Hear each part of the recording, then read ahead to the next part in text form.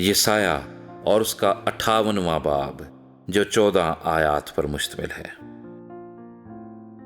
گلا پھاڑ کر چلا، دریغ نہ کر، نرسنگے کی مانند اپنی آواز بلند کر، اور میرے لوگوں پر ان کی خطا اور یعقوب کے گھرانے پر ان کے گناہوں کو ظاہر کر۔ وہ روز بروز میرے طالب ہیں، اور اس قوم کی مانند جس نے صداقت کے کام کیے اور اپنے خدا کے احکام کو ترک نہ کیا، میری راہوں کو دریافت کرنا چاہتے ہیں۔ وہ مجھ سے صداقت کے احکام طلب کرتے ہیں، وہ خدا کی نزدیکی چاہتے ہیں۔ وہ کہتے ہیں، ہم نے کس لیے روزے رکھے جبکہ تو نظر نہیں کرتا، اور ہم نے کیوں اپنی جان کو دکھ دیا جبکہ تو خیال میں نہیں لاتا۔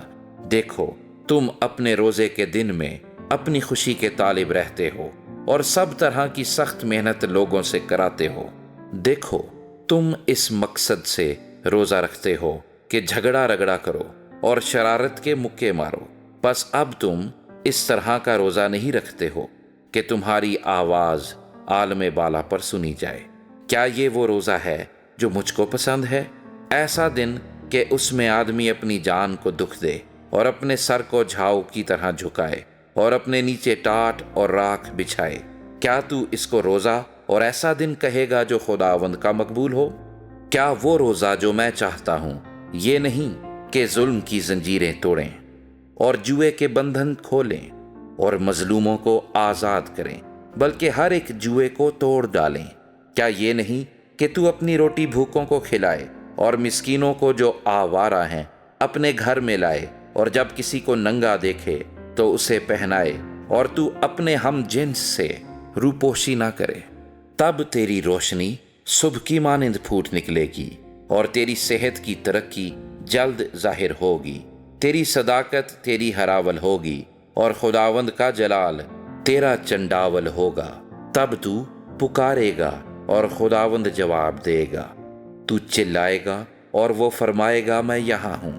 اگر تو اس جوئے کو اور انگلیوں سے اشارہ کرنے کو اور ہر زہ گوئی کو اپنے درمیان سے دور کرے گا، اور اگر تو اپنے دل کو بھوکے کی طرف مائل کرے اور آزردہ دل کو آسودہ کرے، تو تیرا نور تاریکی میں چمکے گا، اور تیری تیرگی دوپہر کی مانند ہو جائے گی، اور خداوند سدا تیری رہنمائی کرے گا، اور خشک سالی میں تجھے سیر کرے گا، اور تیری ہڈیوں کو قوت بخشے گا۔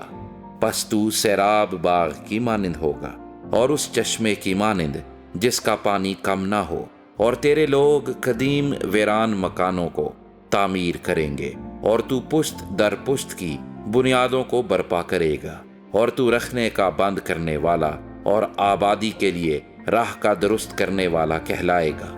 اگر تو سبت کے روز اپنا پاؤں روک رکھے اور میرے مقدس دن میں اپنی خوشی کا طالب نہ ہو، اور سبت کو راحت اور خداوند کا مقدس اور معظم کہے اور اس کی تعظیم کرے، اپنا کاروبار نہ کرے اور اپنی خوشی اور بے فائدہ باتوں سے دست بردار رہے، تب تو خداوند میں مسرور ہوگا، اور میں تجھے دنیا کی بلندیوں پر لے چلوں گا، اور میں تجھے تیرے باپ یعقوب کی میراث سے کھلاؤں گا، کیونکہ خداوند ہی کے منہ سے یہ ارشاد ہوا ہے۔